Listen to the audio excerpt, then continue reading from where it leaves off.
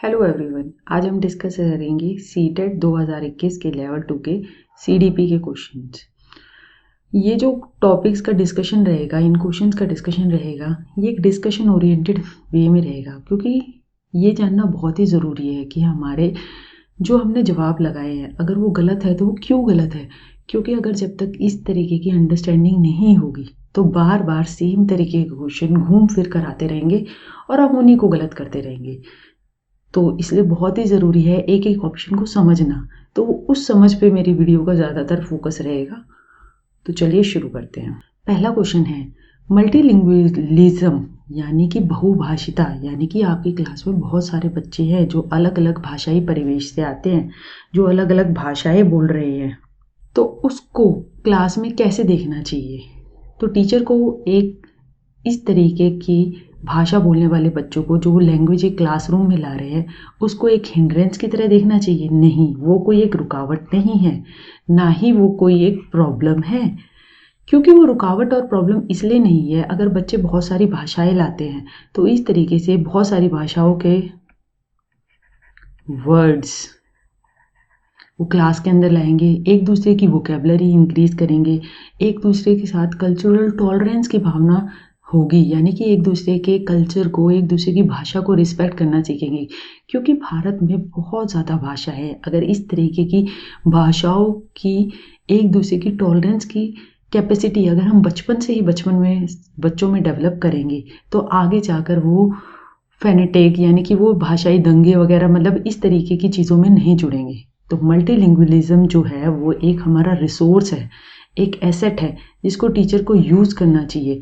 इससे विभिन्न भाषा होगा। जैसे अगर हम इंग्लिश देखें, आई एट एप्पल, मैंने सेब खाया। आई क्या है? सब्जेक्ट। एट क्या है? वर्ब।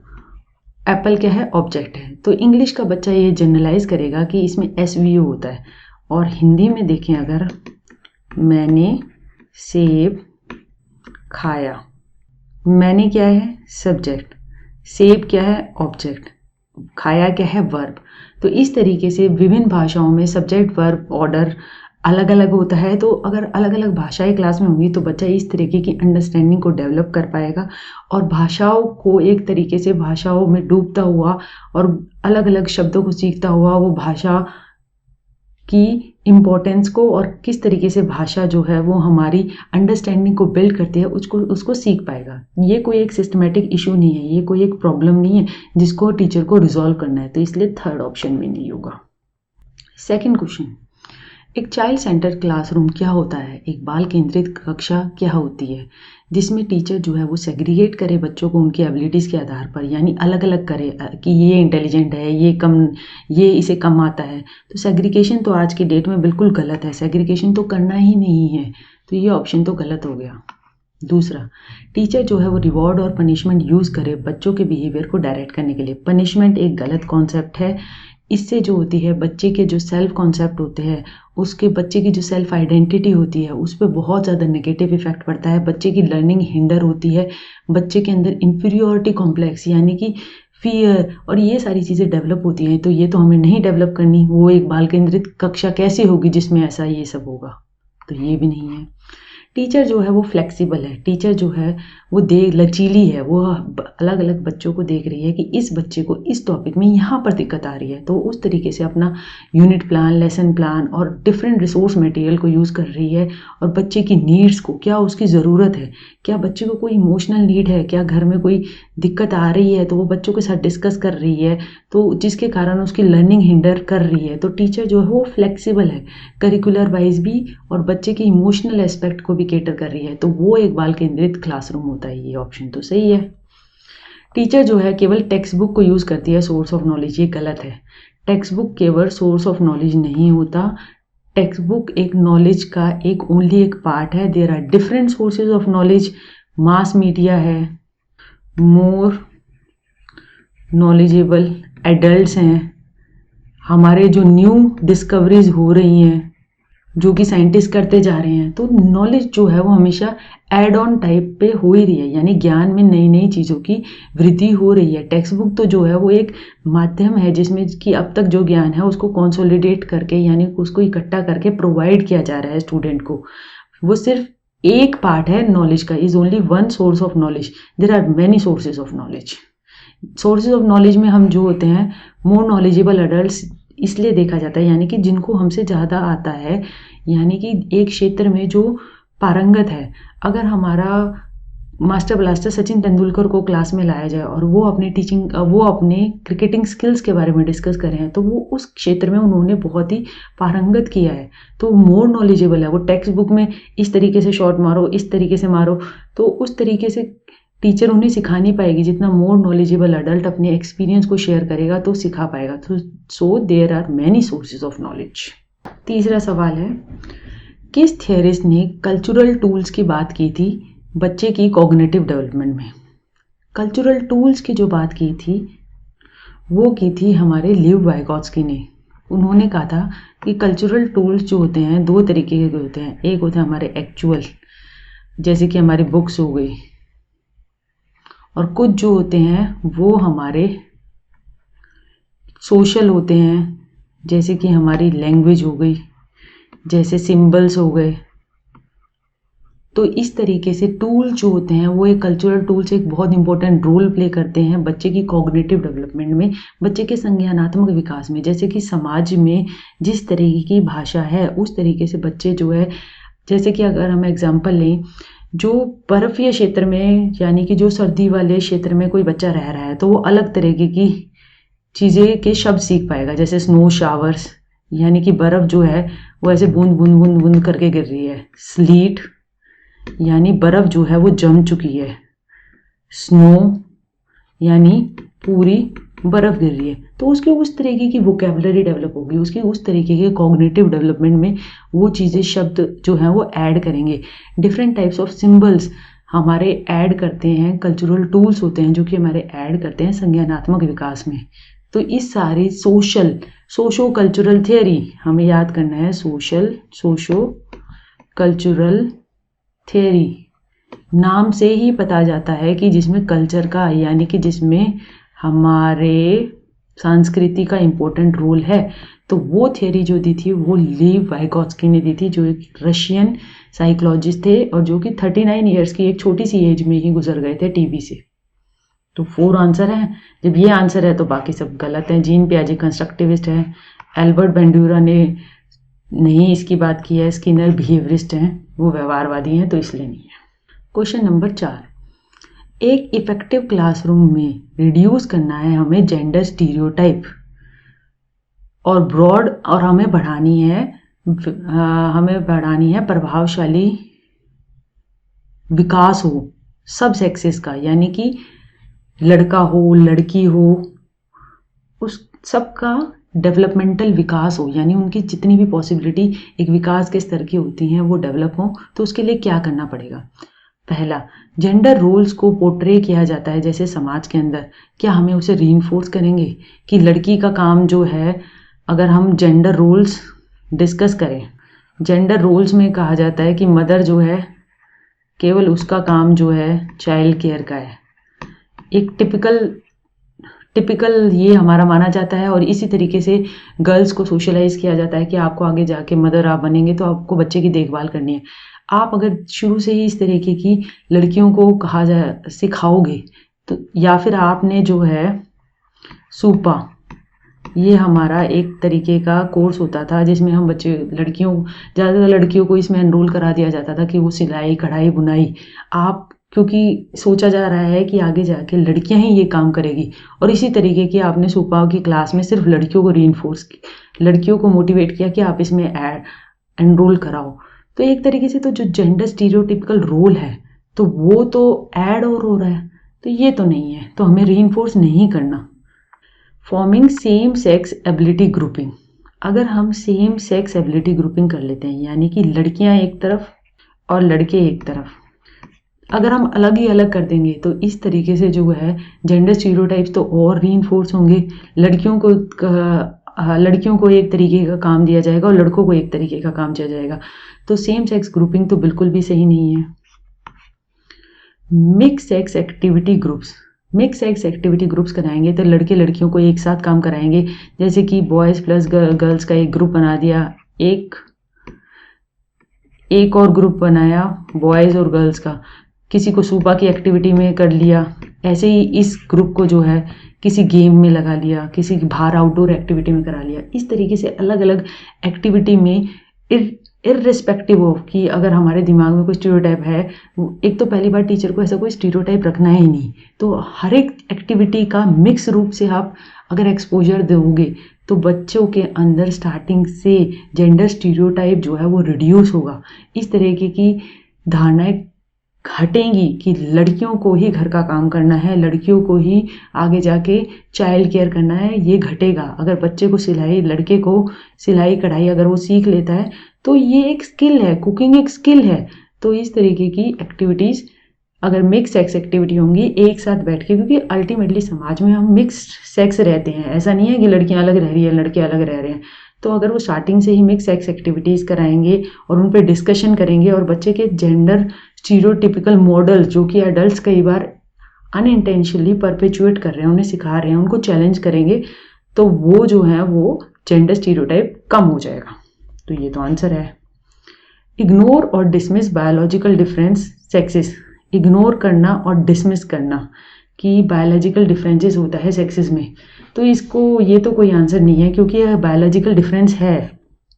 लड़के और लड़कियों में बायोलॉजिकल डिफरेंस है, उनकी बायोलॉजी अलग अलग है, तो उसको इग्नोर करने की कोई और डिसमिस करने की कोई ज़रूरत नहीं है, उसको रिस्पेक्ट करने की ज़रूरत है कि हाँ है तो उसको इग्नोर कर और डिसमिस करने से क्या होगा कि नहीं ये लड़की है तो ये भी इतना ही वेट उठाएगी, लड़का है तो ये भी इतना ही वेट उठाएगा, इस तरीके की करने की ज़रूरत नहीं है। उनको सेम एक्टिविटीज़ का एक्सपोजर दो, मिक्स ग्रुप्स बनाओ और रिस्पेक्ट करो कि हाँ बायोलॉजिकल डिफरेंसेस हैं, तो हमें कोई एक स्टैंडर्ड सेट नहीं करना कि लड़के लड़की मिलकर इतना ही उठाएंगे, तो इसलिए ये ऑप्शन नहीं होगा। एक इंक्लूसिव एजुकेशन में अंडरलाइंग बिलीफ क्या है, यानी समावेशी शिक्षा। इंक्लूसिव एजुकेशन का कंसेप्ट अगर हम समझें तो इसके अंदर ये कहा जाता है कि चाहे कोई फिजिकली रूप से चैलेंज स्टूडेंट है, स्पेशल नीड्स वाला स्टूडेंट है, या जिसके अंदर माइल्ड या मॉडरेट रिटार्डेशन है, जो कुछ भी है, आपको एक स्कूल में एक ही क्लास में आपको नॉर्मल बच्चों के, नॉर्मल यानी कि जो बच्चे मतलब नॉर्मल क्लासरूम स्कूल चल रहे हैं, तो स्पेशल स्कूल्स नहीं बनाने, आपको जो है उसी स्कूल में उसी क्लास में उन स्टूडेंट्स को साथ में उन बच्चों के पढ़ाना है और ये करना है कि उनके लिए, हाँ उनकी इंडिविजुअल नीड्स को केटर करने के लिए आप स्पेशल एजुकेटर्स का एम्प्लॉयमेंट करो, जिसके कारण आपने देखा होगा कि स्पेशल एजुकेशन की आजकल बहुत ज़्यादा वैकेंसी निकल भी रही हैं स्कूल्स के अंदर। तो वो ये है कि ऐसे स्टूडेंट्स के नीड्स के लिए स्पेशल एजुकेटर्स को एम्प्लॉय करो स्कूल में, जो कि एक नॉर्मल क्लासरूम में रहते हुए उन बच्चों की अगर कोई नीड है जो कि एक हमारी रेगुलर टीचर नहीं पूरी कर पा रही, तो वो इनको स्पेशल टाइम दे और वो जहाँ जहाँ लैग कर रहे हैं वहाँ उनकी मदद करे। तो कॉन्सेप्ट तो अब हमने देख लिया, अब देखते हैं ऑप्शंस क्या क्या है। पहला, लेबल करना चिल्ड्रन को उनकी कमियों के लिए और आइडेंटिफिकेशन करना उनकी लिमिट के लिए गलत है, बच्चों को लेबल करना ही नहीं है। स्पेशल एजुकेशन इंस्टीट्यूशन के लिए अलग स्कूल बनाना गलत है, इंस्टीट्यूशन तो हमें अलग ही नहीं बनाने हैं, हमें तो इंक्लूसिव करना है, हमें एक साथ समावेश करना है, क्योंकि अल्टीमेटली समाज में अगर इस तरीके के बच्चे जिनकी स्पेशल नीड्स हैं और या जिनकी नहीं है, जो नॉर्मल चिल्ड्रन है, तो उनको साथ में ही रहना है। तो इस कॉन्सेप्ट पे ये इंक्लूसिव एजुकेशन बिल्टअप हुआ। एक फिलॉसफी है जिसमें कहा गया है कि सभी बच्चों को रेगुलर स्कूल में पढ़ने की एक राइट है, तो ये तो बिल्कुल सही है।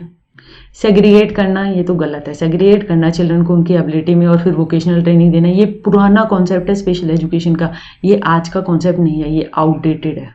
क्वेश्चन नंबर 6, गिफ्टेड और क्रिएटिव बच्चों की नीड्स को आप कैसे एड्रेस कर सकते हैं। सबसे पहले तो हमें ये देखने की ज़रूरत है कि गिफ्टेड चिल्ड्रन क्या होते हैं और क्रिएटिव चिल्ड्रन क्या होते हैं। गिफ्टेड चिल्ड्रन वो होते हैं जो कि एक हमारा अगर नॉर्मल इंटेलिजेंस का टेस्ट दिया जाए तो उनका IQ जो होता है वो 110 एंड अबव होता है, यानी वो जो होते हैं वो एक टास्क को बहुत ही जल्दी कर सकते हैं और मतलब उनको चैलेंजिंग टास्क चाहिए। अगर नॉर्मल आपने उनको कोई क्वेश्चन दिया, वो सॉल्व करके बैठ गए, फिर वो बोर हो रहे हैं या फिर क्लास में वो डिस्टर्ब कर रहे हैं। क्रिएटिव चिल्ड्रन जो होते हैं वो, उनके अंदर जो होती है वो डाइवर्जेंट थिंकिंग होती है। डाइवर्जेंट थिंकिंग होती है यानी अगर किसी चीज़ के देखा जाए, एक चीज़ है तो उसके बहुत सारी चीज़ें, उसके सॉल्यूशंस ढूंढ सकते हैं। यानी वो एक चीज़ को अलग अलग तरीक़ों से देखने की कोशिश करते हैं। गिफ्टेड जो होते हैं वो, उनके अंदर ज़्यादातर देखा गया है, उनके अंदर कन्वर्जेंट थिंकिंग होती है।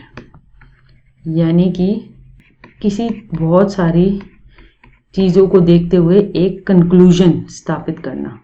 तो ऐसे बच्चे क्लास में होते हैं तो टीचर को क्या करना चाहिए? क्या सिर्फ ऐसे क्वेश्चन देने चाहिए जो कि कन्वर्जेंट थिंकिंग को प्रमोट करें? तो ऐसे क्वेश्चन तो सिर्फ गिफ्टेड वाले को मदद करेंगे, मगर क्रिएटिव को नहीं, क्योंकि क्रिएटिव में तो डाइवर्जेंट थिंकिंग होती है, आप ही सारी चिंतन होता है। तो ये क्वेश्चन ऑप्शन तो गलत है। स्पेसिफिक इंस्ट्रक्शन दे देनी चाहिए प्रॉब्लम्स को सॉल्व करने के लिए, ये तो बिल्कुल ही गलत है, क्योंकि ये तो बिहेवियरिस्टिक है बात ही, यानी व्यवहारवादी है कि आपने इंस्ट्रक्शन दे दिया ऐसे ऐसे करना है, तो ऐसे तो ये दोनों ही स्टूडेंट्स को मदद नहीं करेगी। एडमिनिस्टर करना memory based test. Memory based test जो होते हैं वो एडमिनिस्टर करने से सिर्फ गिफ्टेड का आइडेंटिफिकेशन होगा, उनकी कोई नीड्स जो होंगी वो फुलफिल नहीं होंगी। आप पता लगवा पाएंगे कि ये बच्चे गिफ्टेड हैं, ये नहीं है। चैलेंजिंग टास्क देना और एक्टिविटीज जो देना जो कि उनकी बोर्डम को कम करे। वो जो बोर हो रहे हैं उनको चुनौतीपूर्ण कार्य मिलेंगे तो वो चैलेंजिंग रहेंगे और वो जो एक्टिव रहेंगे। तो ये ऑप्शन तो सही है। Children with dyslexia can be identified. जो डिसलेक्सिक चिल्ड्रन होते हैं यानी कि जिनको लिखने में, जिनको पढ़ने में दिक्कत होती है और उनकी राइटिंग जो होती है वो भी इस तरीके की होती है कि डांसिंग से लेटर लगते हैं और एक तरीके से वो उसको कॉम्प्रीहेंड नहीं कर पाते और अपने आइडियाज़ को ढंग से प्रेजेंट नहीं कर पाते। तो डिसलेक्सिक चिल्ड्रन को कैसे आइडेंटिफाई कर सकते हैं? उनके फिजिकल हेल्थ चेकअप से नहीं, फिजिकल हेल्थ चेकअप से तो वो नॉर्मल चिल्ड्रन जैसे ही हैं, उनकी कोई अलग चीज़ से ऐसा नहीं है कि उनके कोई फिजिकल डिफॉर्मिटी है या फिर मतलब उनके कोई फिजिकल लैग कर रहे हैं, वो ऐसा कुछ नहीं है। तो ये ऑप्शन तो नहीं है। दूसरा, उनकी रीडिंग और राइटिंग स्किल्स को देख के, हाँ उनकी राइटिंग को देख के, उनकी कॉपीज़ में देख के पता लगा सकते हैं। और क्योंकि वो राइटिंग स्किल्स में वो अपने आइडियाज़ को ढंग से प्रेजेंट नहीं कर पाते, लिख नहीं पाते, और वो वर्ड्स को, जो लेटर्स हैं उनको आइडेंटिफाई करने में उन्हें बड़ी दिक्कत होती है, तो वो रीड भी ढंग से नहीं कर पाते। तो ये देखकर तो हम उन्हें आइडेंटिफाई कर सकते हैं, ये तो सही लग रहा है। उनकी कॉम्प्लेक्स हायर ऑर्डर प्रॉब्लम्स की एबिलिटी को चेक करना कि वो उसको सॉल्व कर पा रहे हैं या नहीं। पहली बात तो देखो कॉम्प्लेक्स आ गया, और हायर ऑर्डर ये तो बहुत आगे जाकर आप जो है फॉर्मल ऑपरेशन या फिर इस तरीके की चीज़ों में आप देख पाएंगे कि कोई कर पा रहा है या नहीं कर पा रहा। मगर अगर बेसिक स्टेप रीडिंग राइटिंग ही नहीं हो पा रही है ढंग से, तो वो डिसलेक्सिक चिल्ड्रन को यहाँ पे तो वो लैग करेंगे ही करेंगे। ये तो नेक्स्ट हायर स्टेप है, वो तो एक तरीके से ये एक तरीके की लाइन है कि हाँ वो हायर ऑर्डर प्रॉब्लम में उन्हें दिक्कत होती है। तो उसको असेस करने से क्या होगा, पहले बेसिक स्टेप तो देखो कि वो रीडिंग और राइटिंग को एनालाइज तो करो, उन्हें आइडेंटिफाई करने, हमें उनको आइडेंटिफाई करना है। ये तो एक स्टेटमेंट है कि वो कॉम्प्लेक्स हायर ऑर्डर प्रॉब्लम्स को सॉल्व नहीं कर पाएंगे, और उसको असेस करने से क्या होगा, ये ऑप्शन तो नहीं है।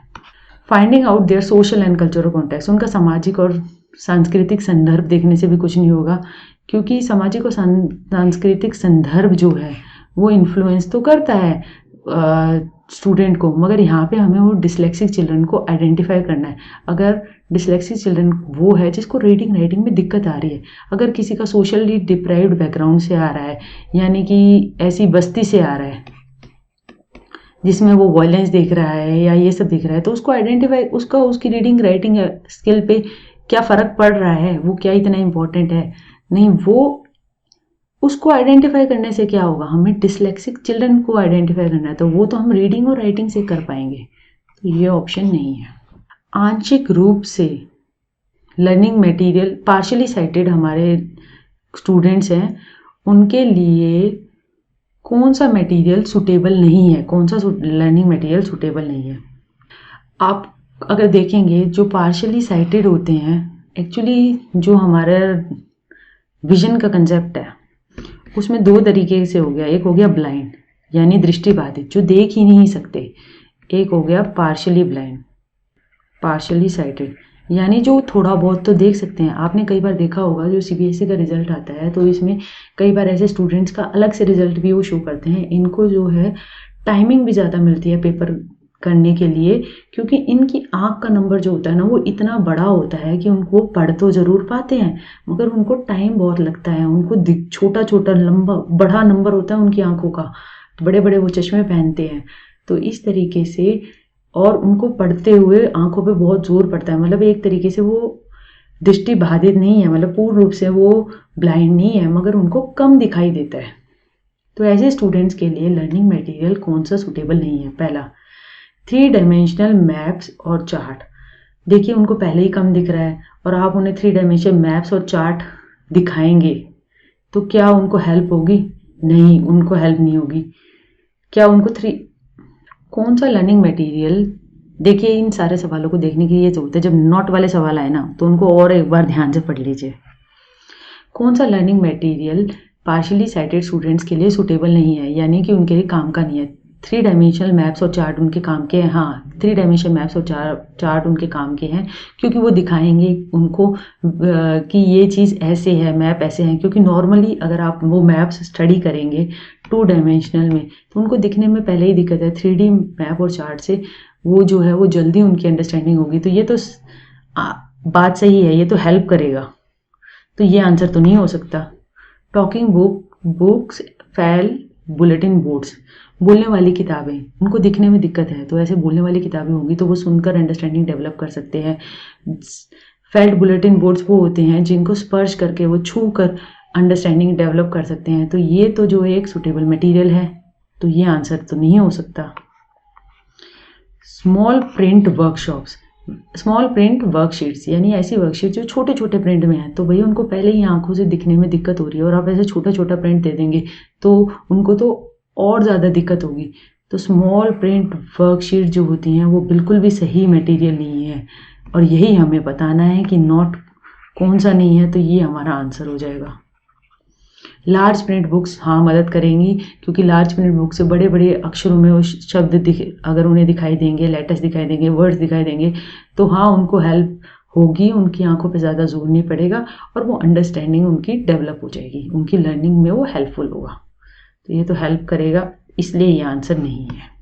शारीरिक स्वास्थ्य और इमोशनल हेल्थ यानी कि सांवेगिक अवस्था बच्चों की क्या रोल प्ले करती है लर्निंग में। अब वही फिजिकली हेल्दी बच्चा होगा या इमोशनली हेल्दी होगा तो वो जो होगी वो तो लर्निंग में मदद ही करेगी ना। अगर हम सिंपल स्टेटमेंट को हमें फिल इन द ब्लैंक्स बनना हो तो हम यही देखेंगे। ये एक इम्पोर्टेंट रोल प्ले करती है। हाँ ये तो सही लग रहा है। रिलेटेड ही नहीं है ये तो गलत है। अगर कोई बीमार होगा, अगर किसी में कोई बुखार है तो क्या जब बुखार होता है तो लर्निंग हो पाती है? नहीं हो पाती है। आपका फिजिकली आप जो है वो साउंड ही नहीं है तो कैसे लर्निंग हो पाएगी? हैज़ एन कोई रोल ही नहीं है, ये तो गलत है भाई। फिजिकल इमोशनली हेल्दी स्टूडेंट जो होते हैं यानी कि सांवेगिक रूप से जो इमोशनली स्टेबल होते हैं यानी कि जो बहुत ही ज़्यादा हाइपर एक्टिव नहीं होते या फिर बहुत ही ज़्यादा डरे हुए, इमोशंस अलग अलग तरीके के होते हैं, जैसे फियरफुल नहीं होते, तो वो स्टूडेंट जो होते हैं वो लर्निंग में उनकी ज़्यादा लर्निंग हो पाती है। डरे हुए स्टूडेंट की लर्निंग जो होगी वो कम होगी ना, तो वो तो उसका रोल हुआ इमोशनल हेल्थ का, तो इनसिग्निफिकेंट रोल तो हो ही नहीं सकता इसका answer. Does not have any influence, कोई इन्फ्लुएंस ही नहीं है, तो ये तो गलत है। अगर आप देखो इंपॉर्टेंट रोल, ये एक पॉजिटिव स्टेटमेंट है। इज नॉट रिलेटेड टू, तो ये जीरो स्टेटमेंट हो गई। इनसिग्निफिकेंट नेगेटिव हो गई। Does not have any influence zero. अब देखो अगर ये दो ऑप्शन 0 0 हैं तो ये तो आंसर हो ही नहीं सकता, क्योंकि अगर आंसर लॉजिक से भी सोचो तो एक जैसे दो तो आंसर हो ही नहीं सकते, तो ये दो आपस में कट गए। इनसिग्निफिकेंट रोल है और एक इंपॉर्टेंट रोल है। इनसिग्निफिकेंट रोल हमने देख ही लिया कि होता ही नहीं है, उसका इनसिग्निफिकेंट रोल शब्द ही गलत है, क्योंकि इमोशनल हेल्थ और फिजिकल हेल्थ दोनों इन्फ्लुएंस करती हैं, इंपॉर्टेंट रोल प्ले करती है, तो इसलिए स्टेटमेंट आ गया। तो ज़रूरी है स्टेटमेंट्स को भी एनालाइज किया जाए और फिर अगर आपको नहीं आ रहा समझ में तो भी आप आंसर की तरफ पहुंच सकते हो। मगर सिंपली आसान चीज़ों में अगर आपको क्वेश्चन सॉल्व करने हैं तो क्वेश्चन को समझो और देखो कि क्या इसका आंसर हो सकता है, और फिर बाकी सारे ऑप्शंस पढ़ो और फिर आंसर को लगाओ। मीनिंगफुल लर्निंग हमें क्लास में प्रमोट करनी है तो टीचर को क्या करना चाहिए? हेल्प करना चाहिए स्टूडेंट्स को अपने इमोशंस को रेगुलेट करे और मोटिवेट करे। हाँ, टीचर्स अगर स्टूडेंट को हेल्प करेगी तो कैसे अपने इमोशंस को रेगुलेट करना है, यानी कि अगर कोई इमोशनल प्रॉब्लम घर में कोई कलेश चल रहा है या फिर घर में कोई किसी प्रियजन की कोई मतलब उनके किसी रिलेटिव की, कज़न की, या मतलब किसी की कोई डेथ भी हो गई है अगर, या फिर नेगेटिव एग्जांपल लें, तो क्या उन इमोशंस को कंट्रोल करते हुए अपनी पढ़ाई में लगे रहना। तो इस तरीके से टीचर स्टूडेंट्स को हेल्प कर सकती है रेगुलेट करने में। और मोटिवेशन बच्चों को जो है इंट्रिंसिक मोटिवेशन में हेल्प करना, यानी टीचर बाह्य रूप से एक्सटेंसिकली तो उसे कह रही है कि हाँ करो बेटा, ये है, ये तुम अगर पढ़ोगे तो आगे तुम्हें ये नौकरी मिल जाएगी, मगर बच्चों को इंट्रिंसिकली लर्निंग, उसे पढ़ने में मज़ा आने लगे तो उसकी तरफ शिफ्ट करना, तो वो जो है वो धीरे धीरे होगा। कैटेगराइज करना और लेबल करना स्टूडेंट्स को उनके परफॉर्मेंस के आधार पर और एबिलिटी ग्रुप करना वो बिल्कुल गलत है, क्योंकि हमें बच्चों को ना कैटेगराइज करना है ना लेबल करना है कि ये होशियार है, ये गलत है। तो सेकेंड ऑप्शन तो गलत ही है। प्रमोट करना डायलॉग और डिस्कशन करना, ताकि बच्चे जो हैं वो आपस में मल्टीपल पर्सपेक्टिव डेवलप करें। हाँ, बहुत ज़रूरी है, क्योंकि अगर बच्चे आपस में डिस्कस करेंगे तो एक टॉपिक के डिफरेंट पर्सपेक्टिव्स को, क्या क्या एक टॉपिक से रिलेटेड पॉइंट्स हो सकते हैं, उसको डिस्कवर कर पाएंगे और बच्चे जो हैं वो एक चीज़ को अलग अलग एंगल से देखने की और डिस्कशन में वो बहुत सारी सोशल स्किल्स भी डेवलप करेंगे। क्योंकि ज़रूरी है ये, समाज में रहते हुए हम एक दूसरे के, यानी कि हमारे मतभेद हो सकते हैं, हमारे मन भेद नहीं होने चाहिए। तो अगर वो स्टार्टिंग से ही टीचर इस तरीके की discussion oriented, dialogue oriented classroom develop करेगी तो बच्चों को समझ में आएगा कि ज़रूरी नहीं है कि हर कोई हमारे व्यू से एग्री करे, दूसरे की भी एक व्यू हो सकती है, उसका पर्सपेक्टिव देखना वो बच्चे में स्टार्टिंग से डेवलप होगा। ये तो आंसर सही लग रहा है। इग्नोर करना डाइवर्सिटी को क्लासरूम में और एक standard method of instruction follow करना।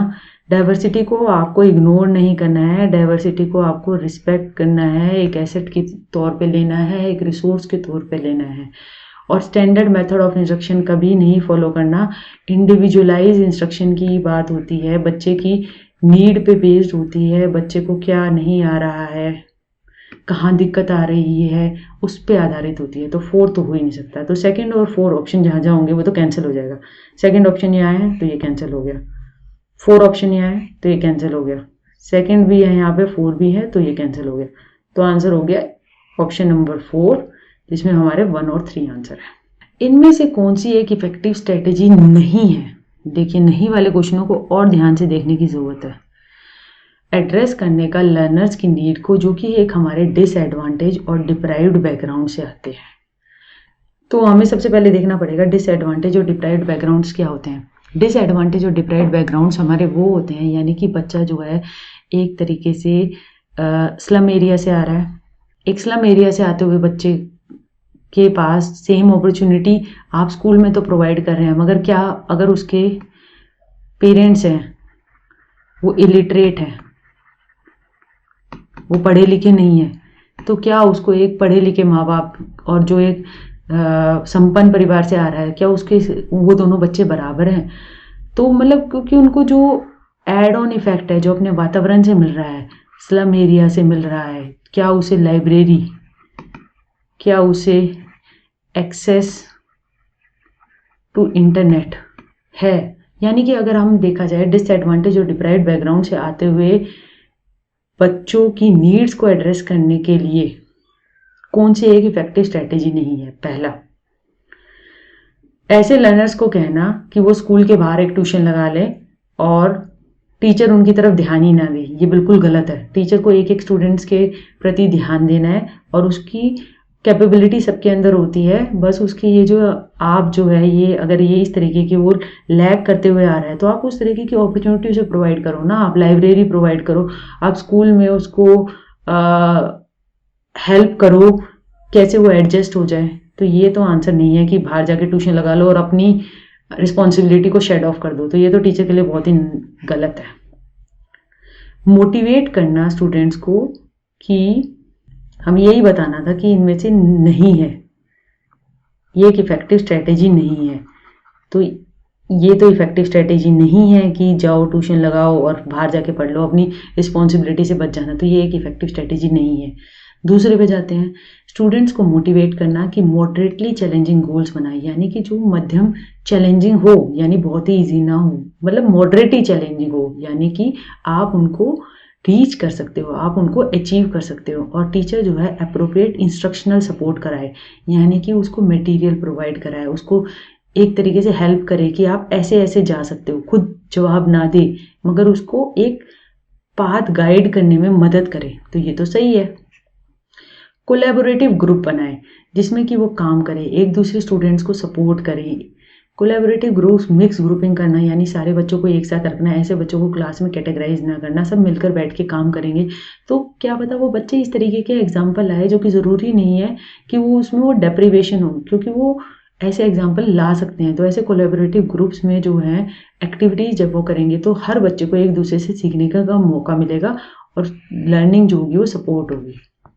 लर्नर्स के साथ बात करनी, यानी स्टूडेंट्स ऐसे जो आ रहे हैं उनके साथ बात करनी और डिस्कस करना क्या उनकी नीड्स है और क्या चैलेंज है। अगर वो होमवर्क नहीं कर पा रहा, अगर टीचर ने जो है वो एग्जाम्पल तरीके से कहा कि आपको पीपीटी बना के आनी है, यानी एक पावर पॉइंट प्रेजेंटेशन बना के आनी है, अगर उसके पास लैपटॉप ही नहीं है घर में या फिर उसके पास इंटरनेट एक्सेस ही नहीं है, तो वो चैलेंज है उसके लिए, वो चाहते हुए भी नहीं बना पाएगा। तो टीचर जो है अगर स्टूडेंट्स के साथ डिस्कस करेगी तभी तो उसकी नीड्स के बारे में पता चलेगा, तभी तो वो उसे सॉल्यूशन प्रोवाइड कर पाएगी कि आप स्कूल की जो है वो वेब लैब में काम करके काम पीपीटी बना सकते हैं या ऐसे सीख सकते हैं। तो टॉक करना बहुत ज़रूरी है। अगला सवाल, एक टीचर को सोशल, कल्चरल, रिलीजियस और लिंग्विस्टिक डाइवर्सिटी को क्लास में फैसिलिटेट करना चाहिए मीनिंगफुल लर्निंग के लिए। तो टीचर को जो है इग्नोर कर देना चाहिए। अभी हमने पिछले जितने भी क्वेश्चन है उसमें देखा कि नहीं, ये तो एक एसेट है, ये तो एक रिसोर्स है, ये तो एक हेल्प करने वाली चीज़ है, तो इसको तो इग्नोर नहीं करना चाहिए, नेगलेक्ट कर देना चाहिए, यानी ध्यान ही नहीं देना चाहिए। तो ये भी गलत है, ध्यान तो देना चाहिए क्योंकि ये जो है ये हेल्पफुल है। डिसमिस कर देना चाहिए, नकार देना चाहिए। अगर देखो आप ये देखो, ये भी एक नेगेटिव टर्म है, ये भी नेगेटिव टर्म है, ये भी नेगेटिव टर्म है, तो ये तीनों आंसर तो हो ही नहीं सकते अगर आप लॉजिकली भी सोचो।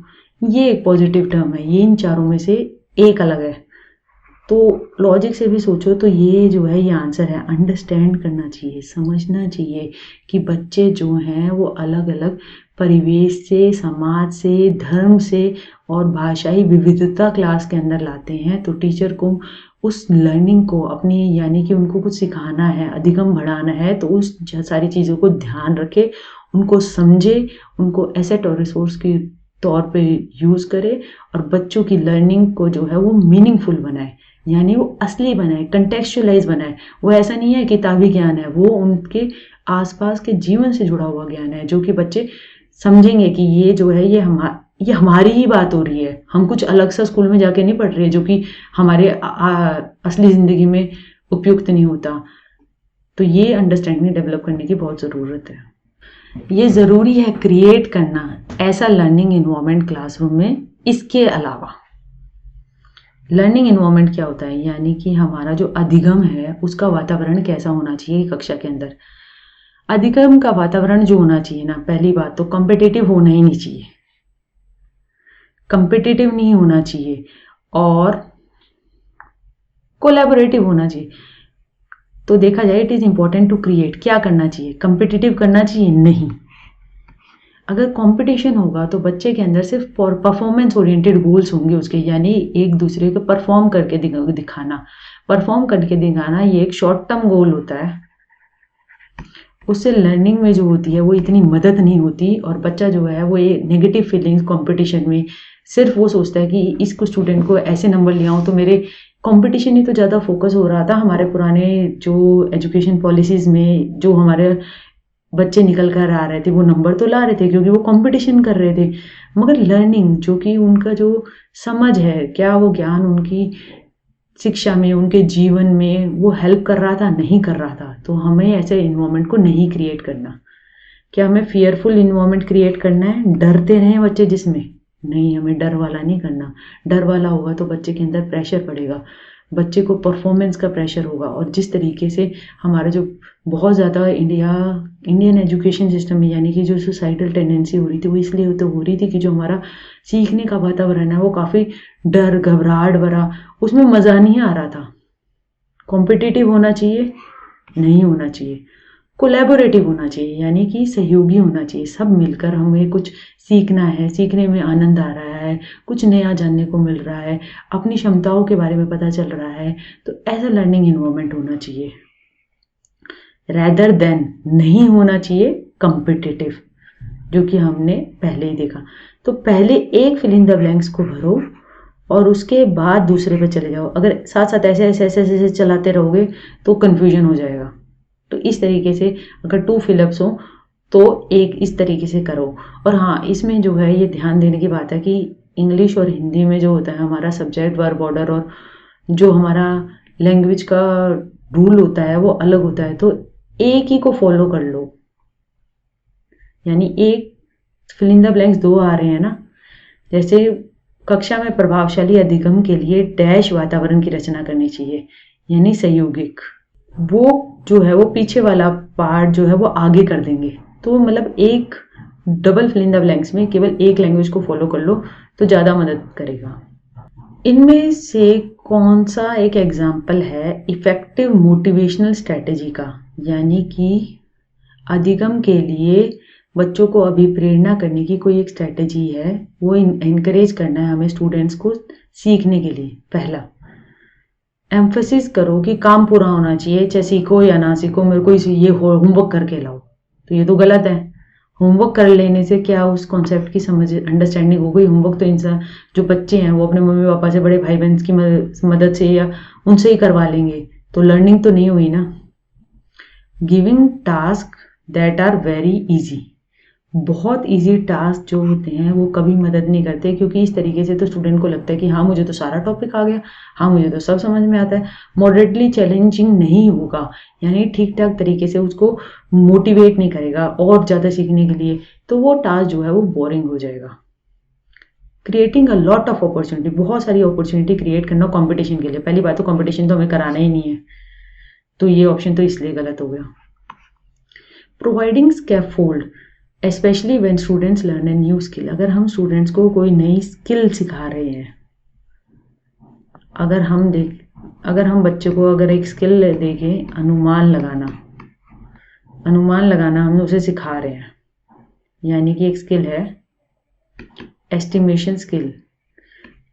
तो हम जो है वो गिलास ला सकते हैं अलग अलग तरीके के और पानी ला सकते हैं, और फिर बच्चे से कह सकते हैं कि बताओ इसमें कितना लीटर आया, या फिर हम पेप्सी की बोतलें ला सकते हैं। मतलब कि इस तरीके की कोई भी बोतल ला सकते हैं जो उनके आसपास के वातावरण में हो। यूज़ करने की कोशिश करो जो कि मटेरियल जो है वो आसपास अवेलेबल हो, जो बच्चा अलग से ना सोचे। अगर आप बीकर लेकर आ जाओगे तो बच्चे को पहले तो ये देखना है कि यार ये तो मैंने देखा ही नहीं। अगर वो आसपास के गिलास देखेंगे, स्टील के गिलास या कांच के गिलास उन्होंने देखे हैं, तो एक नई स्किल, ऐसा मटेरियल आप लिया है जो इजीली अवेलेबल है। उसके बाद एस्टिमेट करना कि हाँ बेटा आप एक इस गिलास में पानी पीते हो तो इसमें कितना पानी आता होगा। फिर जो है बीकर को यूज़ करो और उसमें देखो, उसमें लाइन दिखाते हुए कि बेटा ये है, इसमें आधा लीटर है, अगर हम इसमें डालेंगे तो ये आधा लीटर हुआ। तो एक न्यू स्किल एस्टिमेशन हमें डेवलप करनी है, तो उसके लिए हमने बहुत ज़्यादा स्टूडेंट्स के पहले हमने उनकी कैलकुलेटेड गैसेस करवाई, और फिर जो है हमने उसको टीचर ने स्कैफोल्ड करते हुए उसे चैनलाइज किया कि वो एस्टिमेशन स्किल को डेवलप करे।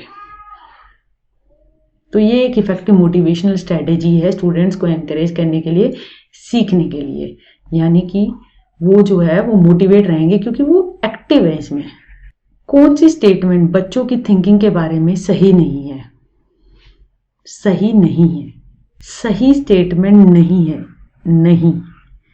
पहली बात कि बच्चे जो हैं कॉन्सेप्ट्स को अपने आप से नहीं सोच सकते, और टीचर का रोल है प्राइमरी, यानी कि जो उसका मेन रोल है वो है उनको ये इन्फॉर्मेशन देना। ये गलत है और हमें गलत ही बताना है, तो हमारा ये आंसर हो सकता है।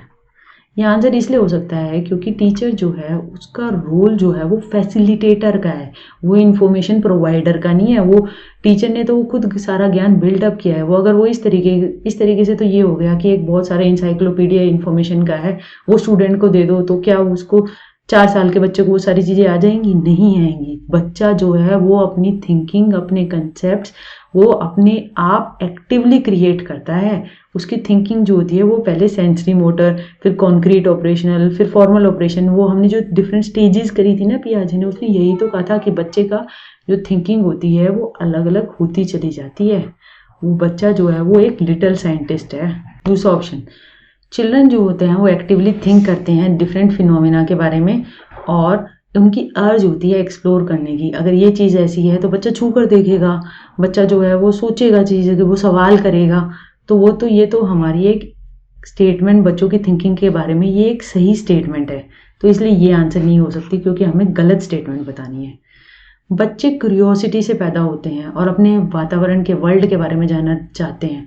आपने देखा होगा बच्चे क्यूरियस होते हैं जब भी तो अगर कोई छोटा सा बच्चा होता है तो वो जो होता है वो चीज़ों को छूता है, वो टेडी बियर को छुएगा या फिर वो वर्ल्ड को जानना चाहता है। वो अलग अलग चिड़ियाओं को देखकर चिया बोलेगा, फिर धीरे धीरे वो जो है वो स्पेसिफिक वर्ड पे आ जाएगा कि ये जो है ये कबूतर है।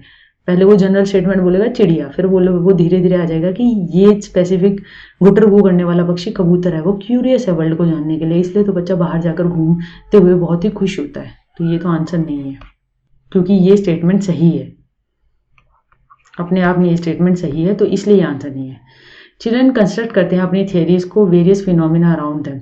अपनी थियरीज को बच्चा जो होता है वो अलग अलग थियरी जो होती है वो बिल्ड करता है और धीरे धीरे जैसे जैसे उसकी एज बढ़ती जाती है उसकी थिंकिंग डेवलप होती जाती है। तो ये थियरीज जो होती हैं उसकी स्टार्टिंग में काफ़ी नेव होती है। जैसे कि वो कहता है कि बारिश हो रही है क्योंकि भगवान बारिश करवा रहे हैं, मगर धीरे धीरे वो देखता है कि कैसे कैसे जो हमारी वाटर साइकिल है और कैसे कैसे टेम्परेचर, हीट, गर्मी और किस तरीके से वो साइकिल बनती है और बारिश होती है। तो वो धीरे धीरे उस कॉन्सेप्ट को कंस्ट्रक्ट करता है। तो स्टार्टिंग में उनकी खुद की कुछ थियरीज होती हैं जो कि धीरे धीरे वो रेफ्यूट करता रहता है जब नई नई इन्फॉर्मेशन वो सीखता है। और एज के साथ जब उसकी थिंकिंग जो होती है वो फॉर्मल ऑपरेशनल की तरफ डेवलप करने लग जाती है, यानी हाइपोथेटिकल डिडक्टिव रीजनिंग की तरफ वो चला जाता है। तो ये आंसर तो सही, ये बात तो सही है अपने आप में, मगर हमें तो गलत बतानी है, तो इसलिए ये आंसर नहीं हो सकता। नेक्स्ट क्वेश्चन 16, लर्निंग जो है अधिगम वो एक ये और ये है। लर्निंग जो है किसी भी चीज़ को सीखना, क्या वो एक बहुत ही सिंपल प्रोसेस है? नहीं, वो सिंपल प्रोसेस है ही नहीं। लर्निंग जो होती है वो एक कॉम्प्लेक्स प्रोसेस है, एक जटिल प्रक्रिया है।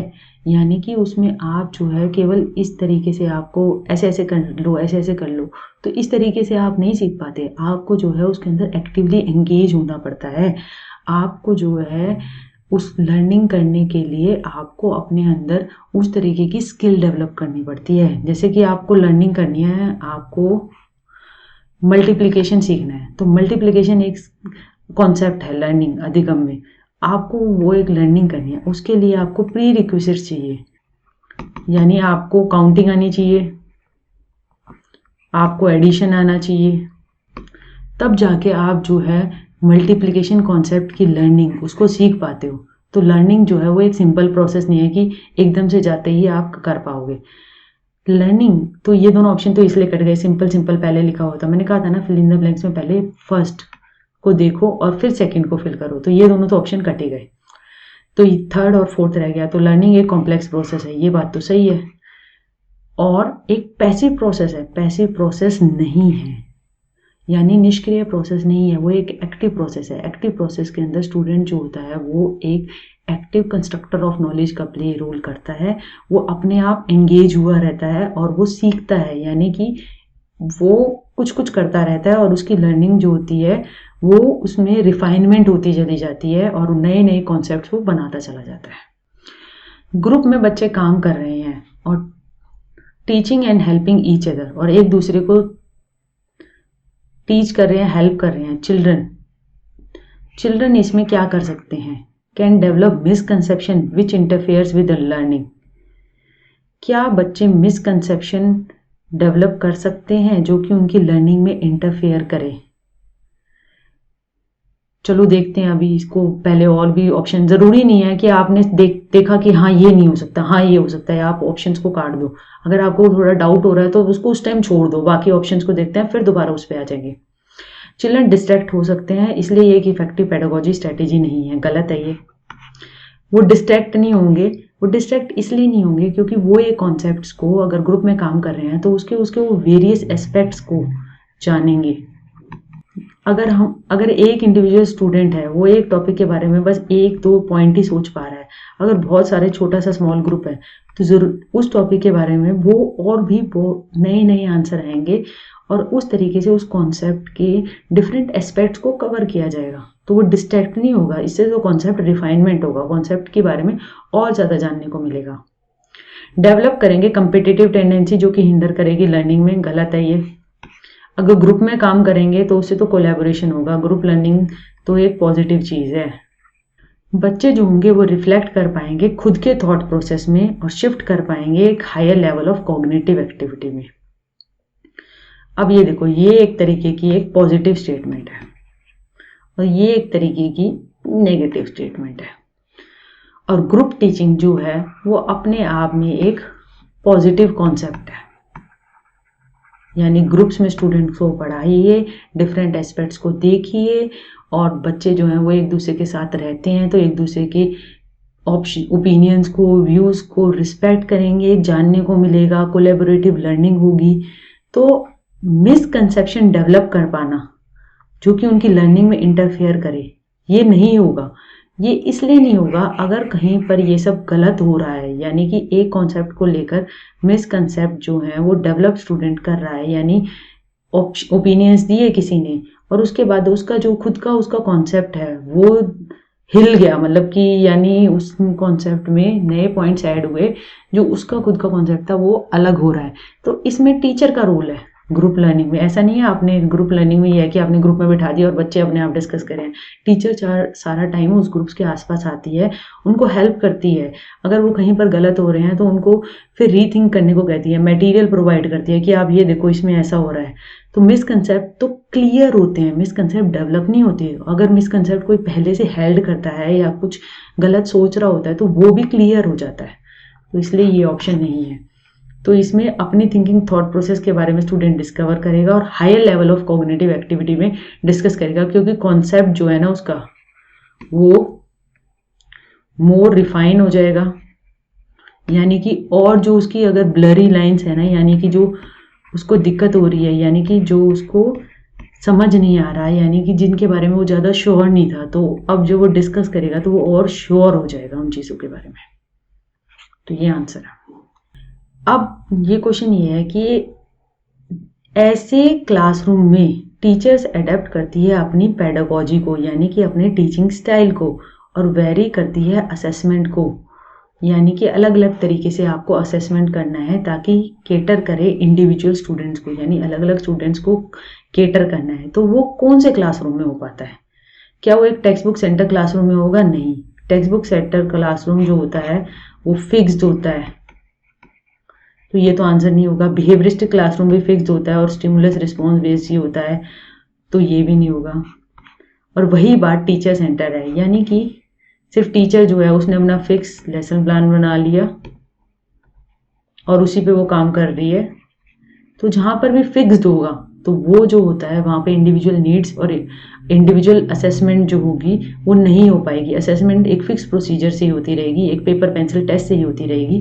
तो text book, behaviouristic, teacher centre, ये सब जो है वो फिक्स्ड है, तो ये तीनों आंसर नहीं हो सकते।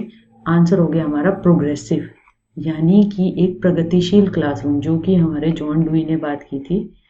उसके अंदर जो है टीचर जो है अपनी पेडागोजी को एडेप्ट करती है, out of learning, out of classroom ले जाने की कोशिश करती है, जो कि उनकी डेली लाइफ से रिलेट हो, और बच्चे की, इंडिविजुअल स्टूडेंट्स की नीड्स को केटर करते हुए वो असेसमेंट प्रोसीजर्स डेवलप करती हैं जो कि क्वाइट फ्लेक्सिबल होते हैं, लचीले होते हैं और भिन्न भिन्न प्रकार के होते हैं, डिफरेंट टाइप्स के होते हैं। तो इसका आंसर ये है। चिल्ड्रन का फेलियर है स्कूल में, वो क्या दर्शाता है? पहला कि स्कूल जो है वो केटर नहीं कर पा रहा बच्चों की नीड और इंटरेस्ट को, तो ये थोड़ा सा भी डाउटफुल है, इसे छोड़ देते हैं, दूसरे पे चलते हैं। प्रूव करता है कि बच्चे जो हैं उनके जेनेटिक बर्थ डिफेक्ट्स हैं और उनको स्कूल से निकाल देना चाहिए। ये तो बिल्कुल गलत है। हर बच्चे को शिक्षा का अधिकार है, तो स्कूल से निकाल देना ये तो कोई ऑप्शन ही नहीं है। हर एक को शिक्षा मिलनी चाहिए। तीसरा ऑप्शन ये दिखाता है कि पेरेंट्स जो है वो सपोर्ट नहीं कर पा रहे चिल्ड्रन को लर्निंग में। हम पेरेंट्स पे ब्लेम नहीं डाल सकते। पेरेंट्स जो है वो हमारे कभी पेरेंट्स अगर अशिक्षित भी नहीं है तो वो नहीं चाहेंगे कि उनका बच्चा भी अशिक्षित रहे, और उस तरीके से उनको ब्लेम डाल के हम उनके बच्चों को अशिक्षित रहने दें तो ये तो कोई ऑप्शन नहीं है। और उन पे ये ब्लेम डालते रहे कि वो आप अपने बच्चे को नहीं पढ़ा रहे, आप अपने बच्चे को नहीं पढ़ा रहे, तो बच्चे का फेलियर जो स्कूल के अंदर है उसमें पेरेंट जो है वो रोल जो होता है, पेरेंट्स का रोल तो होता है, मगर ये है कि पेरेंट्स पे ब्लेम डाल के स्कूल अपनी जिम्मेवारी से नहीं बच सकता, क्योंकि स्कूल का ज़्यादा रोल है। अगर बच्चा स्कूल में आ गया है, टीचर का रोल है। बच्चे का फेलियर स्कूल में क्या ये सजेस्ट करता है कि डिप्राइव्ड बैकग्राउंड के बच्चे कैपेबल नहीं होते लर्निंग में? गलत है। डिप्राइव्ड बैकग्राउंड अगर हो भी, अगर उनको सपोर्टिंग इन्वायरमेंट दिया जाएगा तो स्टूडेंट जो है वो सीख पाएगा। उसको अगर उस तरीके की टीचर मदद करेगी, स्कूल मदद करेगा, उसको मटेरियल प्रोवाइड करेगा, क्योंकि कॉग्निटिव एबिलिटी जो है ना, ऐसा नहीं है कि अगर गरीब बच्चा है तो उसमें नहीं है और अमीर बच्चा है तो उसमें ज़्यादा है।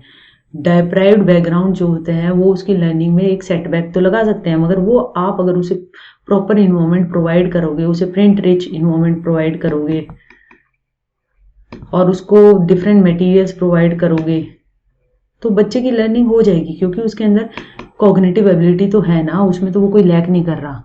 और बच्चों का फेलियर स्कूल में ये दिखाता है कि स्कूल जो है वो बच्चों की नीड को और इंटरेस्ट को केटर नहीं कर पा रहा, यानी स्कूल जो है वो उस तरीके की लर्निंग अपॉर्चुनिटी, लर्निंग मटेरियल और उस तरीके की अगर बच्चे को कोई डिफ़िकल्टी आ रही है तो उसको हेल्प नहीं कर पा रहा, क्योंकि उसका फेलियर जो है, बच्चे का फेलियर जो है वो बच्चे पे दोष डाल के स्कूल अपनी जिम्मेवारी से नहीं बच सकता। वो स्कूल की भी जिम्मेवारी है। वो स्कूल ही जो है वो बच्चे को इन चीज़ों में मदद नहीं कर पा रहा। टीचर जो है वो अपना रोल प्ले नहीं कर रही। तो इसका आंसर ये है। मिडिल चाइल्डहुड का एक मेजर हॉलमार्क जो होता है वो एक हमारा मेजर, मतलब उसको हॉलमार्क का मतलब ये है कि सबसे इम्पोर्टेंट जो है प्रमाण चिन्ह, यानी कि सबसे इम्पोर्टेंट करेक्टरिस्टिक्स क्या है मिडिल चाइल्डहुड में? डेवलपमेंट हो जाती है लॉजिकल थॉट की, जो कि कॉन्क्रीट होती है नेचर में। ये बिल्कुल सही है। ऐसा विकास होने लग जाता है, लॉजिक तो जरूर आ जाता है मगर वो कॉन्क्रीट होता है, वो आसपास की कॉन्क्रीट चीज़ों पे बेस होता है। वो जो होता है अमूर्त चिंतन नहीं आता अभी तक, तर्क संगत वो विचार करने लग जाता है, यानी कि बच्चा जो है वो कंजर्वेशन टास्क करने लग जाता है। वो बताने लग जाता है कि एक पतला बीकर है और एक चौड़ा बीकर है, अगर दोनों में आधा आधा लीटर पानी डालेंगे तो वो दोनों सेम है। वो कॉन्क्रीट ऑपरेशनल थॉट से वो लॉजिक लगा रहा है कि पानी दोनों में डाला, सेम डाला तो दोनों चीज़ें बराबर है, सीरिएट कर पाता है। मगर वो जो है वो एब्स्ट्रैक्ट थॉट डेवलप नहीं होती मिडिल चाइल्डहुड में। ये मिडिल चाइल्डहुड का वो सवाल इसलिए ज़रूरी है क्योंकि ये पेपर 2 जो है लेवल 2 के क्वेश्चन है, तो मिडिल चाइल्डहुड का एक सेंटर हॉलमार्क स्टेटमेंट ही यही है, यानी ये करेक्टरिस्टिक फीचर ही है कि इसमें लॉजिकल थॉट जो होती है वो कॉन्क्रीट चीज़ों की होती है, यानी कि दिखने वाली चीज़ों पे आधारित होती है। रैपिड डेवलपमेंट होती है मोटर स्किल की और ओवरऑल फिजिकल ग्रोथ, ये तो सेंसरी मोटर में होती है कि यानी आप खुद भी देखेंगे कि एक बच्चा जब पैदा होता है और 2 साल का होता है तो वो कितना ज़्यादा उसकी फिजिकल ग्रोथ होती है, तो ये तो लेवल 1 की है। डेवलपमेंट होती है साइंटिफिक रीजनिंग की और एबिलिटी टू थिंक एब्स्ट्रैक्टली, बच्चा जो होता है वो थिंक करने लग जाता है, हमारा एब्स्ट्रैक्ट थॉट आ जाती है, ये तो लेवल 4 में है, फॉर्मल ऑपरेशनल स्टेज में है, 11 ईयर्स एंड अबव, तो ये तो नहीं है। मेक बिलीव प्ले, प्रतीकात्मक खेल खेलने लग जाता है, तो ये भी नहीं है, ये तो हमारा लेवल 2 प्री ऑपरेशनल थॉट में होता है। स्कूल सोशलाइजेशन ऑफ चिल्ड्रन में क्या रोल प्ले करता है? बहुत ही लिटिल रोल प्ले करता है? नहीं। क्या एक लिटिल रोल तो प्ले करता ही नहीं, वो तो मेजर रोल प्ले करता है। एक प्राइमरी एजेंसी है सोशलाइजेशन की? नहीं, प्राइमरी एजेंसी तो फैमिली होती है, स्कूल जो है वो तो सेकेंडरी एजेंसी है, तो ये सेकेंडरी वाला आ गया, द्वितीयक कारक आ गया, सीधा सवाल है। कोई रोल प्ले नहीं करता, ये तो गलत ही है। रोल तो वो बहुत ही मेजर प्ले करता है। अभी हमने पिछले सवालों में भी डिस्कस किया, स्कूल जो होता है वही एक प्लेस है जिसमें कि अगर एक देश जो जिस तरीके की आइडियोलॉजी अपने स्टूडेंट्स में फोस्टर करना चाहता है, स्किल्स डेवलप करना चाहता है और किस तरीके का अपना फ्यूचर ह्यूमन रिसोर्स डेवलप करना चाहता है, वो स्कूल के अंदर ही तो करवा पाता है। इनमें से किस थियरिस्ट ने कहा है कि बच्चे की जो थिंकिंग होती है वो क्वालिटेटिव फॉर्म में, यानी कि बच्चे की गुणात्मक तरीके से वो जो थिंकिंग होती है वो अलग होती है अडल्ट से। तो ये तो हमने देखा ही था कि पियाजे ने जो था वो बच्चे की थिंकिंग पे बहुत ज़्यादा काम किया है कि कैसे वो सेंसरी मोटर स्टेज में कैसी होती है, फिर प्री ऑपरेशन में कैसी होती है, कॉन्क्रीट ऑपरेशनल में लॉजिकल आ जाता है मगर वो कॉन्क्रीट पे ही आधारित होती है, और फॉर्मल ऑपरेशन में कैसे वो एब्स्ट्रैक्ट हो जाती है और बड़ों जैसी हो जाती है। हाइपोथेटिकल डिडक्टिव रीजनिंग बच्चे करने लग जाता है, वो वेरियस आर्ग्यूमेंट्स को लॉजिकली शो करने लग जाता है, कैसे प्रोपोजिशनल थॉट डेवलप हो जाती है। अगर ए जो है बी के बराबर है, बी सी के बराबर है तो ए सी के बराबर है, इस तरीके को सॉल्व करते हुए algebraic equations, maths, higher level of physics वो कर पाता है। तो ये सारा जो थिंकिंग की डेवलपमेंट है, कैसे वो बिल्कुल आसपास के सेंस, टच, देखने से आधारित होते होते कैसे वो केवल सोच से ही उन कॉन्सेप्ट्स को समझ पाना और बोल पाना वो डेवलप होती है। तो इसके बारे में जीन पियाजे जो स्विट्जरलैंड के साइकोलॉजिस्ट थे उन्होंने काम किया है। तो ये है। वाइगोत्स्की ने तो ZPD और सोशल डेवलपमेंट की बात की है। होवर्ड गार्डनर ने मल्टीपल इंटेलिजेंस की बात की है। कोलबर्ग ने मोरल डेवलपमेंट की बात की है। तो इसलिए आंसर नहीं है। 23वां सवाल, डेवलपमेंट के बारे में कौन सा कथन सही है? डेवलपमेंट के बारे में कौन सा कथन सही है? पहला, children across the world follow the same sequence and exact time of development. विकास में अलग अलग, विश्व में अलग अलग जो बच्चे हैं क्या उनका सेम सीक्वेंस और सेम टाइमिंग होती है? सेम टाइमिंग कभी भी नहीं होती, ये तो इसलिए से एग्जैक्ट टाइमिंग नहीं होती, इसलिए ये आंसर नहीं होगा। डेवलपमेंट में need orderly set of stages हैं। डेवलपमेंट के स्टेजेस आपने कभी पढ़े हैं विकास के? विकास का एक हमारा ये होता है कि स्टार्टिंग में बच्चा जो है वो 4 गुल्लियाँ चलता है, फिर वो धीरे धीरे खड़े होकर चलने लग जाता है। तो इस तरीके से डेवलपमेंट होती है, मगर ऐसे पर्टिकुलर इस स्टेज में जाके बच्चा ये करेगा, ऐसे करेगा, तो ऐसे और जेनेटिक फैक्टर से ही डिटरमाइंड हो। डेवलपमेंट तो हमने देखा है वो इन्फ्लुएंस होती है हमारे वातावरण से। लैंग्वेज डेवलपमेंट में अगर आप एग्जांपल ले तो आप जितना ज़्यादा बच्चे को एक्सपोजर दोगे उस तरीके से उसकी भाषाई ज्ञान में समृद्धि होगी। तो ये जो सिर्फ प्री डिटरमाइंड जेनेटिक फैक्टर से होगी, तो इसलिए ये ऑप्शन चला जाएगा। डेवलपमेंट सिंपल होती है और यूनि डायमेंशन होती है, ऐसा नहीं है। डेवलपमेंट कॉम्प्लेक्स होती है। डेवलपमेंट में बहुत सारे डेवलपमेंट के डायमेंशन है और उसके बहुत सारे एस्पेक्ट्स हैं, जैसे physical development, language development, social development. तो इसलिए ये ऑप्शन नहीं होगा। डेवलपमेंट में बहुत ज़्यादा कल्चरल डाइवर्सिटी है। हाँ, डेवलपमेंट में कल्चरल डाइवर्सिटी है, सांस्कृतिक विविधताएं हैं। आप जो है डेवलपमेंट में आप देखेंगे जिस तरीके का कल्चर होगा, जैसे कि हमारे कुछ क्लोज कम्युनिटीज़ होती हैं, जैसे कि जापान हो गया या फिर इन देशों में जो है, आप बच्चों की जो डेवलपमेंट होगी वो एक तरीके से बच्चा जो होगा वो उस तरीके के गोल्स डेवलप करेगा जिसमें वो इकट्ठा रहना और बहुत ही ज़्यादा मिलकर रहना, मतलब उस तरीके से। और जबकि जैसे हमारी अमेरिका, इसके अंदर जो बच्चे की होंगी उसके अंदर वो बच्चा इंडिविजुअलाइजेशन, कंपटीशन, और क्योंकि इस तरीके की उनको वातावरण में उस तरीके की डेवलपमेंट हो रही है कि जिसमें इन वैल्यूज़ को फोस्टर किया जा रहा है, यानी बच्चा जो है उस तरीके की उसकी डेवलपमेंट होगी। तो कल्चर अलग हुए तो उसकी डेवलपमेंट में बच्चे की जो वो वैल्यूज़ वो जो सीख रहा है तो वो ये अलग हो जाएंगी। So there is a lot of diversity. ZPD, zone of proximal development का मतलब क्या है? जोन ऑफ प्रॉक्सिमल डेवलपमेंट अगर हम देखें तो ये लीव वाइगोत्स्की का कॉन्सेप्ट है। ये एक एरिया है, अगर एक स्टूडेंट्स का ये अगर वो इस स्तर पे है, एक्चुअल डेवलपमेंट का उसका ये लेवल है, और उसका कोई मोर नॉलेजेबल पीयर या फिर कोई मोर नॉलेजेबल अडल्ट या फिर टीचर या फिर कोई और उसकी हेल्प करता है यहाँ से लेकर यहाँ तक जाने में, जहाँ पे उसका पोटेंशियल लेवल ऑफ डेवलपमेंट है, जहाँ पर वो खुद नहीं पहुँच सकता मगर उनकी मदद से पहुँच सकता है, यानी वो खुद वो चीज़ नहीं सीख सकता मगर दूसरे ने हेल्प किया यहाँ से यहाँ तक पहुँचाने में। तो ये जो एरिया है ना, ये ZPD कराता है। तो अब इन चारों ऑप्शन को देखते हैं। पहला, रेंज ऑफ टास्क है कि चाइल्ड कर पाता है as per as but can not. विभिन्न प्रकार के कार्य जो कि अपनी आयु के अनुसार बच्चे को करने चाहिए परंतु वह नहीं कर सकता। कार्य नहीं है, ये तो एक एरिया है, ये एक रेंज है। एक ऐसा प्रोसेस जिसमें दो इंडिविजुअल्स डिफरेंट अंडरस्टैंडिंग को करते हैं और बाद में एक शेयर्ड अंडरस्टैंडिंग डेवलप कर लेते हैं, ये गलत है। क्योंकि हमें शेयर्ड अंडरस्टैंडिंग पे थोड़ी है, वो हमें यहाँ से लेकर यहाँ तक पहुँचाना है। तो वो एक शेयर्ड अंडरस्टैंडिंग डेवलप करना वो एक एस्पेक्ट हो सकता है, मगर वो अपने आप में ये ZPD नहीं है। एक ऐसा प्रोसेस जिसमें कि बच्चा वो कार्य कर सके जो कि अडल्ट्स ने उनके लिए सेट करे हैं, ये तो है ही नहीं। ये हमारा एरिया है बच्चे की current level of independent performance, यानी कि बच्चा खुद से ये कार्य खुद कर पा रहा था, एक्चुअल डेवलपमेंट, और ऐसी परफॉर्मेंस जो कि वो कर सकता है मोर नॉलेजेबल मोर, ऐसे मतलब ऐसे जो पेरेंट्स हो गए या फिर टीचर हो गई जो इसको ज़्यादा आता है, जो कि उसकी हेल्प कर रहे हैं, डायरेक्ट आंसर नहीं दे रहे मगर उसको इस लेवल पे पहुंचाने में उसकी मदद कर रहे हैं, तो वो कहलाता है हमारा ZPD। अकॉर्डिंग टू जीन पियाजे जब बच्चे फॉर्मल ऑपरेशनल स्टेज में क्या कर पाते हैं, वो फॉर्मल ऑपरेशन स्टेज जो है वो हमारी लास्ट स्टेज है, उसके अंदर जो होता है क्या सेंट्रेशन और इरिवर्सिबिलिटी ऑफ थॉट होता है। ये स्टेज 2 का फीचर है, यानी कि एक ही एस्पेक्ट को देख पाना और जो है डिफरेंट एस्पेक्ट को ना देख पाना, तो ये तो गलत है। बच्चे जो है वो कंजर्व, क्लासीफाई और सीरेट नहीं कर पाते, ये तो 2 का है। बच्चे कंजर्वेट, क्लासीफाई और सीरेट तो लेवल 3 में ही करने लग जाते हैं, यानी कि कॉन्क्रीट ऑपरेशन स्टेज में। Begin to engage in make believe and symbolic play, खेल ऐसे मेक बिलीव और सिंबॉलिक कर पाना, ये भी स्टेज 2 का फीचर है, ये भी नहीं है। फॉर्मल ऑपरेशन स्टेज में बच्चा जो है वो हाइपोथेटिको डिडक्टिव रीजनिंग करने लग जाता है और प्रोपोजिशनल थॉट करने लग जाता है।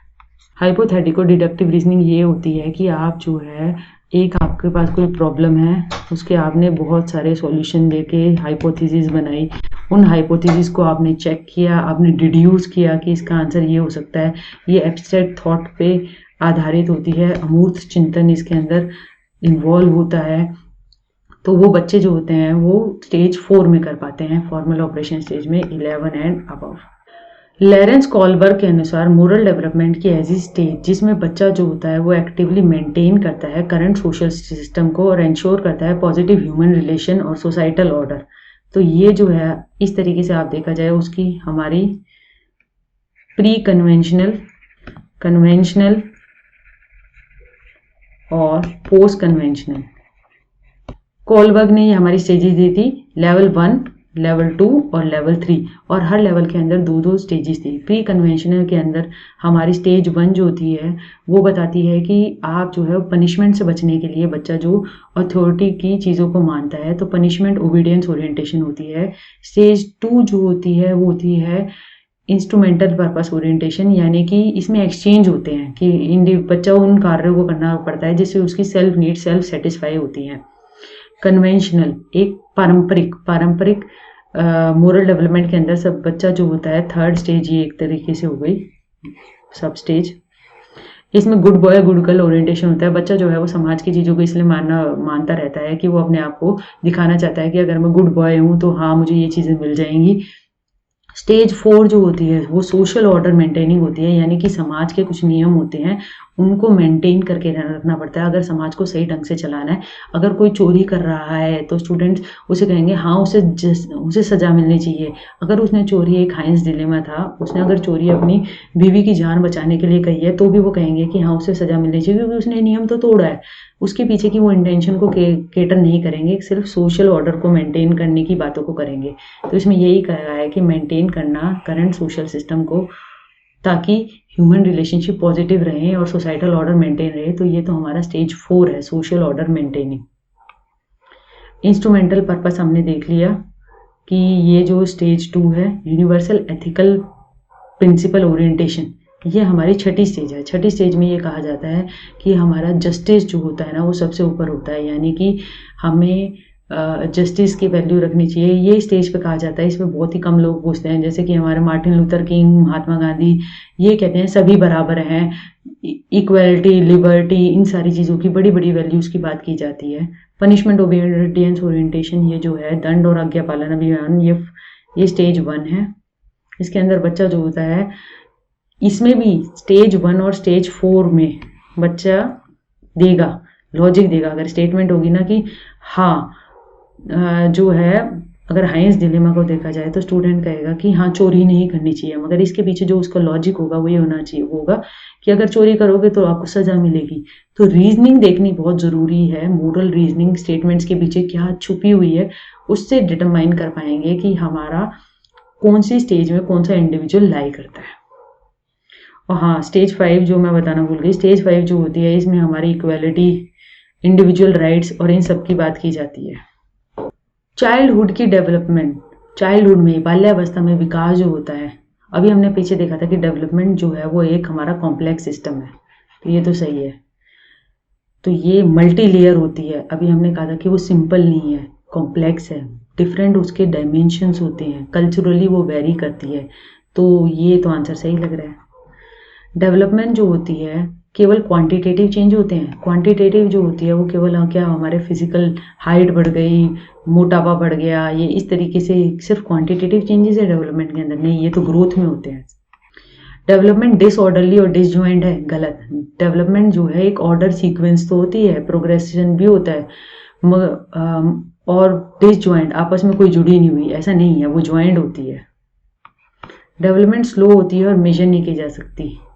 डेवलपमेंट स्लो नहीं होती, धीमी गति से नहीं होती। कई बार डेवलपमेंट जो होती है, अगर हम देखते हैं कि qualitative changes, quantitative plus qualitative होती है, डेवलपमेंट इज क्वांटिटेटिव भी होती है इसके अंदर प्लस क्वालिटेटिव, दोनों ही चेंजेस होते हैं इसके अंदर।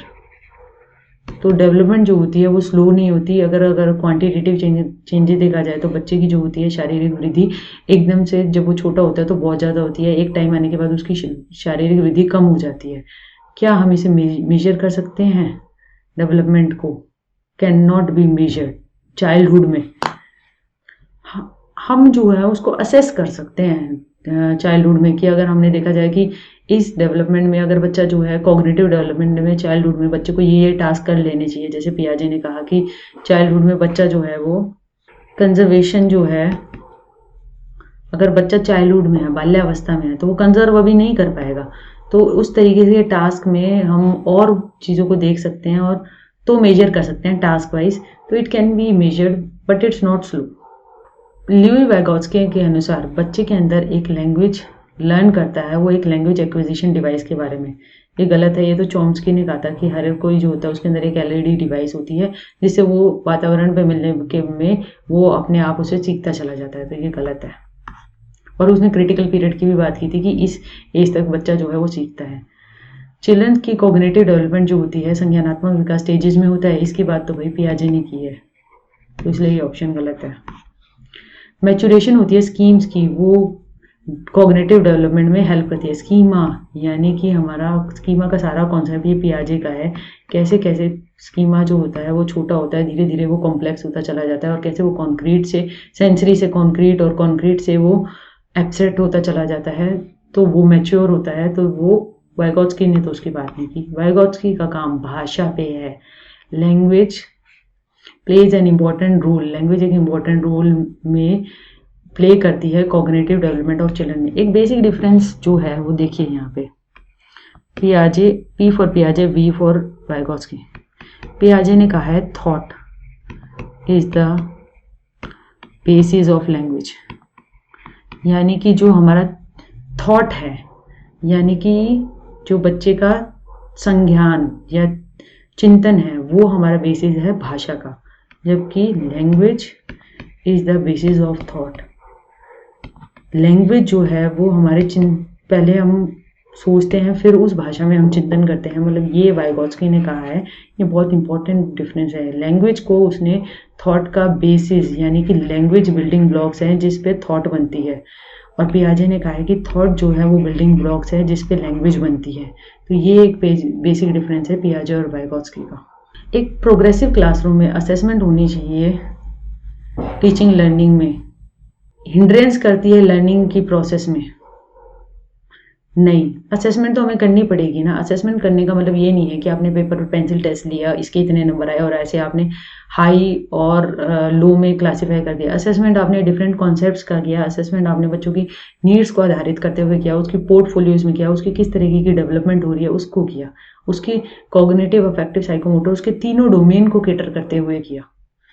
असेसमेंट हेल्पफुल करती है आइडेंटिफाई करना और फिर फीडबैक देना। ये एक छोटा मतलब पहली बात तो हमें अचीव हाई लो नॉन मतलब इस तरीके से बच्चों को क्लासीफाई नहीं करना हमें, मगर हमें देखना है कि उसको ये कॉन्सेप्ट कितना आ गया और फिर उसको हेल्प करना है कि वो उस कॉन्सेप्ट की मास्टरी कर सके। असेसमेंट जो होती है वो बच्चे की अंडरस्टैंडिंग में मदद करती है, टीचर को जानने के लिए वो क्या सोच रहे हैं, और टीचर को रिफ्लेक्ट करने में मदद करती है कि अगर मैं इस तरीके से पढ़ा रही हूँ तो बच्चों को तो समझ में नहीं आ रहा, तो मुझे अपने टॉपिक को और किस किस तरीके से कराने की ज़रूरत है। तो ये आंसर है। असेसमेंट बिल्कुल भी ज़रूरी नहीं है बच्चे की लर्निंग में, ये गलत है। अगर हम असेस ही नहीं करेंगे तो हमें पता ही नहीं चलेगा स्टूडेंट्स को समझ कितना आ रहा है, क्या नहीं आ रहा, कहाँ उसको दिक्कत आ रही है, क्या उसकी गलतियाँ हो रही है, क्या उनकी गलतियों को सुधारा जा सकता है, क्या मटेरियल प्रोवाइड किया जा सकता है, और कौन से कॉन्सेप्ट की उसे कितनी अंडरस्टैंडिंग हो गई है। लास्ट क्वेश्चन पे आ गए हैं। लास्ट क्वेश्चन ये है कि इसमें से करेक्ट मैच पेयर करना है हमें। होवर्ड गार्डनर हमें बताना है types of intelligence, 8 types of intelligence Howard Gardner ने दी थी, और इसमें हमें बताना है कि कौन सी सही मैच कर रखी है। इंट्रापर्सनल, इंट्रा अगर हिंदी में देखा जाए अंतरावैतिक, इंट्रा यानी पर्सन के अंदर, देखो ये एरो अंदर आ रहे हैं, हम देखते हैं ना इंट्रा। अगर हम कहते हैं जैसे इंटर क्लास कंपटीशन, इंटर यानी कि 2 क्लासों के बीच में, इंट्रा यानी अपने अंदर। अब अपने अंदर जो बंदा होगा तो वो इंट्रोवर्ट होगा, अंतर्मुखी होगा, और सेल्समैन जो होता है वो तो एक एक्सट्रोवर्ट पर्सन होता है ना, यानी उसे तो बहुत बोल बोल के अपनी चीज़ों को बेचना है ना, तो ये तो हो नहीं सकता। दूसरा लिंग्विस्टिक, जिसका भाषा पे बहुत ज़्यादा कंट्रोल है, तो लिंग्विस्टिक वाला बंदा क्या एक स्कल्पचर वाला यानी कि मूर्तिकार जो है वो तो मूर्तियां बना रहा है, तो उसमें भाषा का प्रयोग हो ही कहाँ रहा है। एक लिंग्विस्टिकली साउंड बंदा जो होता है वो तो जैसे कि नेता हो गया या फिर हमारे टीचर हो गई, तो ये नहीं है। तीसरा बॉडीली काइनेस्थेटिक, यानी कि शारीरिक गति संवेदना। हिंदी में देखोगे ना तो देखो कितनी आसानी से पता चल रहा है। शारीरिक गति संवेदना एक खिलाड़ी में होती है कि किस तरीके से मुझे दौड़ना है, किस तरीके से किस गति में मुझे प्रैक्टिस करनी है, तो वो एक स्किल जो होती है वो ये एक डिफरेंट टाइप ऑफ इंटेलिजेंस में एक पार्ट है बॉडीली काइनेस्थेटिक, जो कि हमारे एथलीट टाइप्स बंदे में ज़्यादा डेवलप होती है। ये 8 टाइप्स ऑफ इंटेलिजेंस है जो ज़रूरी नहीं है आपस में रिलेटेड हो। एक बंदा एक में इंटेलिजेंट हो तो दूसरा नहीं, ज़रूरी नहीं है कि वो दूसरी टाइप ऑफ इंटेलिजेंस में भी ज़रूरी हो। डिफरेंट ऑक्यूपेशन को इसको एग्जाम्पल देते हुए बांटा गया है। स्पेशल 3D में सोचना, जो कि हमारे साइंटिस्ट करते हैं, मैथमेटिशियन करते हैं। तो एक थेरेपिस्ट है, मनोवैज्ञानिक है, तो क्या वो ये करता है? नहीं, वो तो नहीं ये करता। मनोवैज्ञानिक जो है वो तो हमारा इंटरपर्सनल में आ सकता है, यानी वो दूसरे बंदे से बात करते हुए जान सकता है कि उसको कहाँ दिक्कत आ रही है, क्या दिक्कत आ रही है। तो स्पेशल का भी ये एग्जाम्पल नहीं है। होवर्ड गार्डनर बहुत ही इंपॉर्टेंट है, इसकी 8 थियरीज को, 8 टाइप्स ऑफ इंटेलिजेंस को ढंग से ज़रूर करिए। हर बार ये इसका एक सवाल ज़रूर आता है हर एग्जाम में। तो thank you very much, thanks for watching.